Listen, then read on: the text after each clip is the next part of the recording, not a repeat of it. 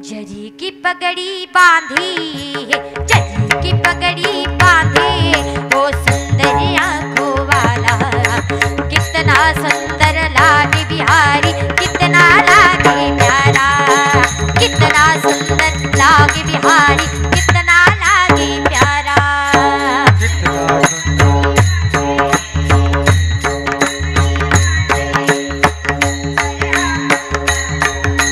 कितना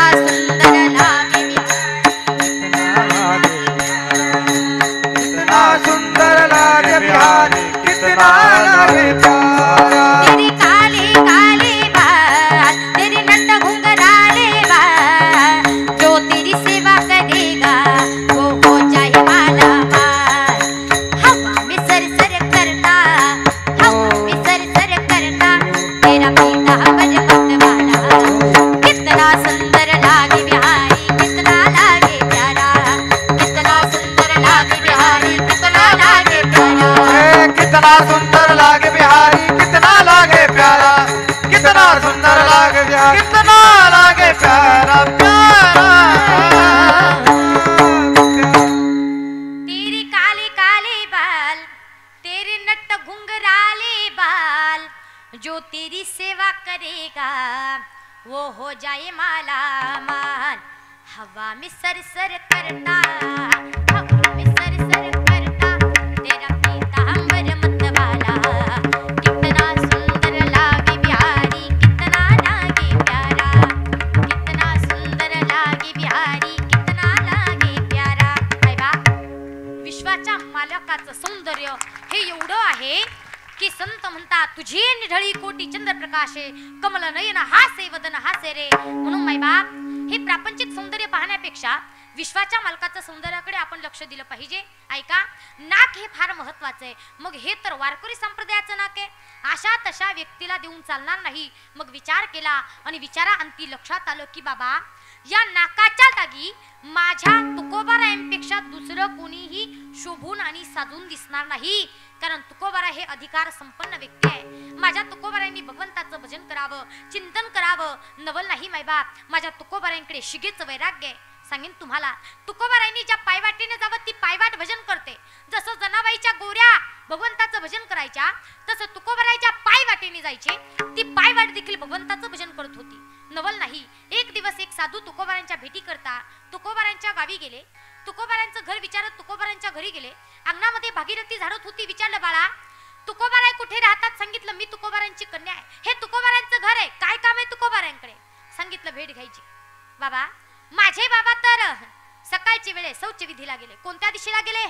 साधूला दुसऱ्या साधूची भेट घ्यायची होती म्हणून. म्हणजे तुकोबारा देखील साधू आहेत, संत आहेत, सज्जन आहेत. आणि एका सज्जनाला दुसऱ्या सज्जनापासून जास्त वेळ लांब राहायचं नव्हतं.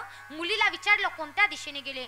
मुलीने ज्या दिशेने हात केला त्या दिशेने त्या ठिकाणी त्या साधूने जावं. तर ऐका मायबाप, फार शोधलं तुकोबाराय सापडले नाही. तेवढ्यामध्ये एका खड्ड्यामधून आवाज येत होता, गोविंद बोलो हरी गोपाल बोलो, राधा रमण हरी गोपाल बोलो, गोविंद बोलो हरी गोपाल बोलो, राधा रमण हरी गोपाल बोलो, गोविंद बोलो हरी गोपाल बोलो. माय बा, त्याने खड्ड्यात डोकवलं तर माझे तुकोबाराय भजन करत होते. काय तुकोबाराय, तुमचं नाव ऐकून इथपर्यंत आलो आणि तुम्ही शौच विधीच्या अपवित्र ठिकाणी भगवंताचं नाव घेतात. तुकोबारायांनी सांगितलं, मी करू काय? माझी जीभ माझा ऐकत नाही. माझी मज झाली अनावर वाचा, छंद ह्या नामाचा लागला से. त्या साधूने खड्ड्यात उडी मारली, तुकोबारांची जीभ हातात धरली. तर तुकोबारांच्या शरीराचा रोम रोम भजन करत होता. एवढं भजन माझ्या तुकोबारांच्या जीवनात आहे. मग त्या अधिकार संपन्न साधूला, संताला, सज्जनाला त्या ठिकाणी नाकाची जागा दिली. आणि त्याच तुकोबारांकडे काही साधक गेले, प्रश्न केला, तुकोबाराय वारंवार भगवत प्राप्तीचा मार्ग सांगतात, वारंवार भगवंताचं भजन करण्याकरिता आम्हाला प्रवृत्त करतात, पण आम्हाला फार मोठा प्रश्न पडलेला आहे.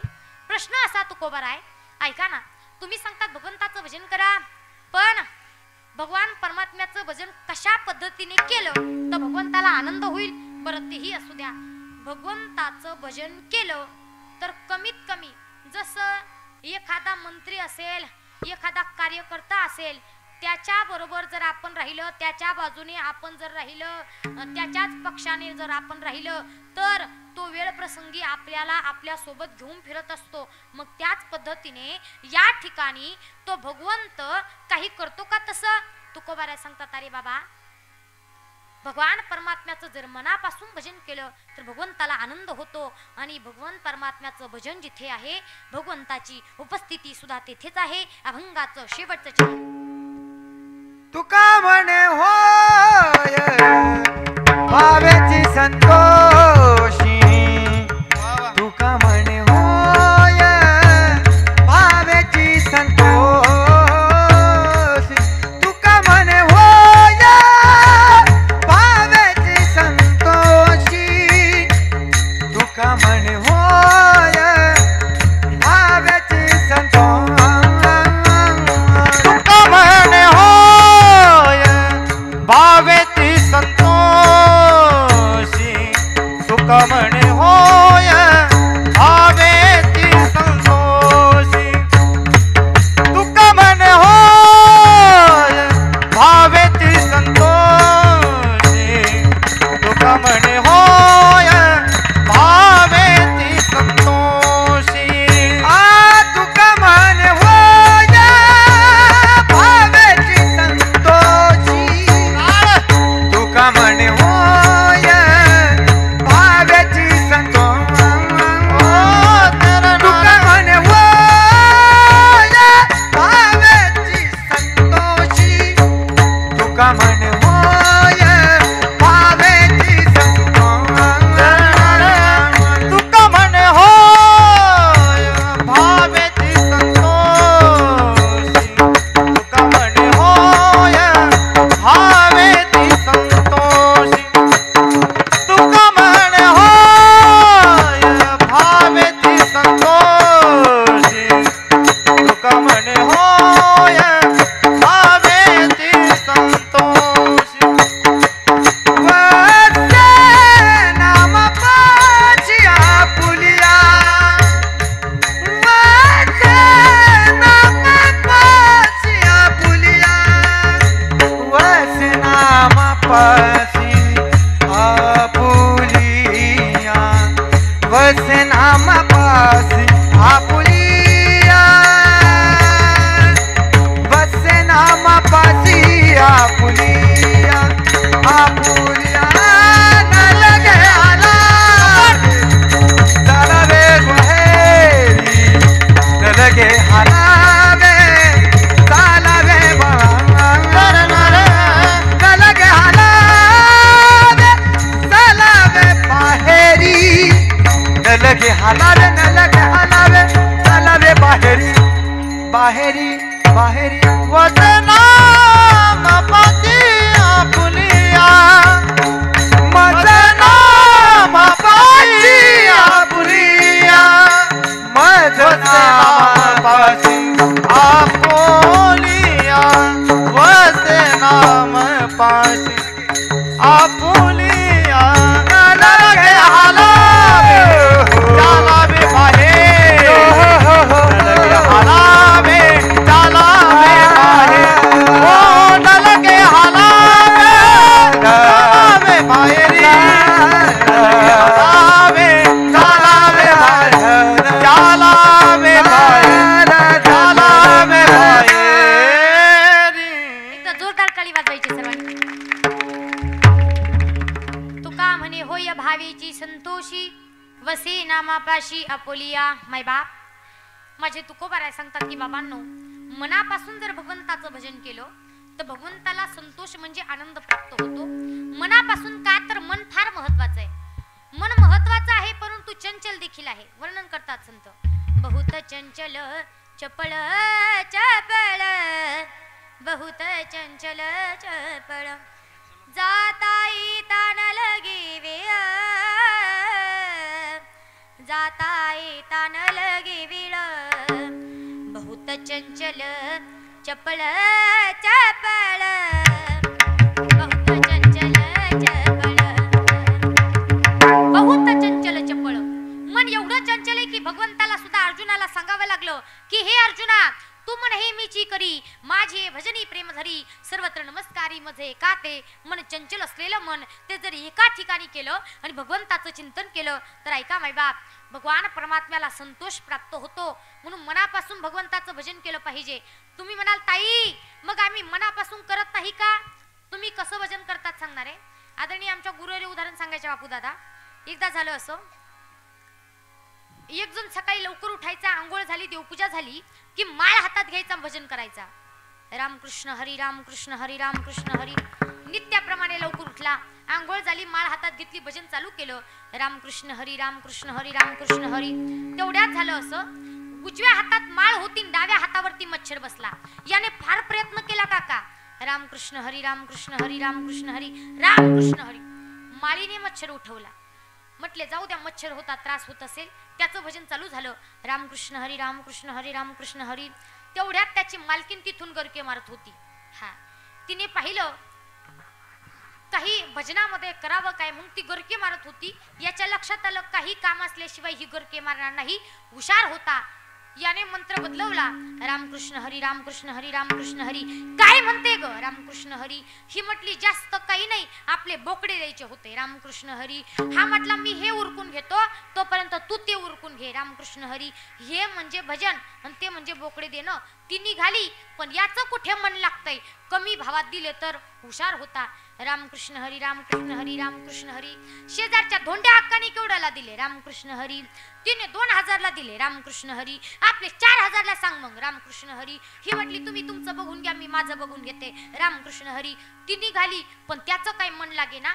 तसाच उठला आणि खिडकीत जाऊन उभा राहिला रोहित दादा डोकून पाहत होता रामकृष्ण हरी रामकृष्ण हरी रामकृष्ण हरी. तेवढ्यात झालं असं चुलीवरती लालबुंद दूध तापलं होतं आणि त्या दुधावरती खूप दिवसाची एका बोक्याची नजर होती. तो वाट पाहत होता कशी संधी भेटेल आणि त्या दिवशी त्याला आयतीच संधी भेटली. मायबाप त्याने मिशी ताट केली आणि दुधाकडे निघाला. कुणी बोलत चला झोपले का तुम्ही.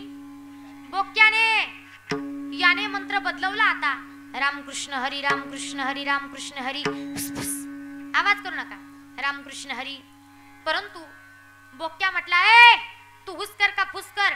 खूप दिवसाची संधीची वाट पाहत होतो. चांगली संधी आयती संधी मला भेटली. मी आता सोडणार नाही. त्याने परत एकदा मिशी ताट केली. कोणी मावशांनो बोक्याने दुधाकडे निघाला. याचं चालूच होतं रामकृष्ण हरी रामकृष्ण हरी फुसफुस रामकृष्ण हरी रामकृष्ण हरी. पण बोक्या काय ऐकायला तयार नव्हता. तो पातिल्यापर्यंत पोहोचला. पातिल्यामध्ये तोंड घालणार बापू दादा तेवढ्या त्याने रामकृष्ण हरी रामकृष्ण हरी रामकृष्ण हरी रामकृष्ण हरी. माळ कुठे बोक्याच्या गळ्यात. म्हणजे भजन चालू होतं पण मन भजनाच्या ठिकाणी होतं का नाही. मन हे फार महत्वाचं आहे. माझे तुकोबारा देखील एके ठिकाणी वर्णन करतात मन हा मुगरा अर्पुनी ईश्वरा पुनरपी संसारा येणे नाही. म्हणून मनापासून जर भजन केलं तर भगवान परमात्म्याला ते प्राप्त होतं. भगवंताला आनंद होतो. मनापासून मनापासून म्हणजे भावाने. भाव हा फार महत्वाचा आहे. भाव म्हणजे काय. एकदा झालं असं दोघी जावा होत्या आणि दोघींची सासूबाई देवाघरी गेली. गेल्यानंतर तिची अंतयात्रा घेऊन चालले होते. आता मला सांगा अंतयात्रा सरळ मशानात जाते की कुठे थांबते. 10 मिनिटं राहिले पटापट उत्तर द्या. कुठे 20व्याला थांबते. मग आता झालं असं त्या सासूबाईची अंतयात्रा 20व्याला थांबली आणि एक जाऊबाई उशाला बसली होती एक पायत्याला बसली होती. तेवढ्याची पायत्याला होती लहानी. त्या लहानीचं लक्ष वरती गेलं. वरती एक जांभळाचं झाड होतं पिकलेलं होतं. जांभळं त्याला आलेली होती. हिला ती जांभळं खावीशी वाटली. करावं काय. हुशार होती. म्हटले मी असं तर म्हणू शकत नाही खायची लोक मला नावं ठेवतील. हुशार होती. मग ती रडायला सुरुवात केली सासूच्या नावाने. रडता रडता ती म्हणू लागली काळ निळ ग काळ नीळ काळ निळ ग काळ नीळ. तुमच्यासारखं एवढं नाही जमत मला पण जेवढं होईल तेवढं समजून घ्या तुम्ही. आता तिने रडायला सुरुवात केली. मोठीने विचार केला ही तर सासूसाठी काही रडणार नाही कारण जेव्हा जिवंत होती हिने कधी एक कप चहा नाही पाजला. बरं पाजला असेल तर तो बिना दुधाचा. ही काही सासूसाठी रडणार नाही, दुसरंच काही कारण असेल. त्या मुठीने आजूबाजूला पाहिलं, तिचंही वरती लक्ष गेलं. तिच्या लक्षात आलं हिला जांभळं खायची आहे आणि ही भ्रष्टाचारामध्ये आपल्याला जोडी करते. मग जोडी करण्याकरता ती रडून सांगते की वरती जांभळे खायची कशी. मग मुठी हुशार होती, मुठीनेही तिला उत्तर द्यायचं ठरवलं. उत्तर द्यायचं कसं, मग मुठीने रडायला सुरुवात केली. ती म्हणते यत्या येळ ग यत्या येळ, यत्या येळ ग यत्या येळ.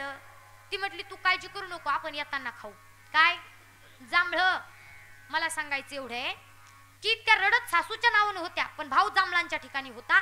मग भाव जिथे जिथे तिथेच देव आहे, भाव तिथे देव.